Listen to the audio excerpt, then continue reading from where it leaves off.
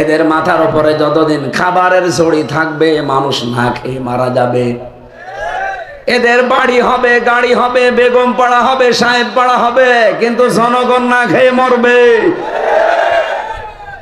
এজন্য এই 42 জনের মাথা থেকে খাবারের এই ছড়িটা, ক্ষমতার চেয়ারটা নামিয়ে কি করে আবু বকরের মাথায় দেওয়া যায়, ওমরের মাথায় দেওয়া যায়, হযরত ওসমানের মাথায় দেওয়া যায়, আলীর মাথায় দেওয়া যায়। মানুষ তো কিন্তু সবাই, কিন্তু ঝড়ি শুধু পাল্টিয়ে মানুষের মাথা পরিবর্তন হয়েছে। এতদিন যে জনগণ না খেয়েছিল সেই জনগণ এখন খাবার না, যাকাতের টাকা কে নেবে লোক খুঁজে পাওয়া যায়নি। লালমনিরহাটবাসী আমিও চিন্তা ভাবনা এটাই করেছি, আগামীতে এই দেশে যদি সত্যি আমরা অভাব দূর করতে চাই,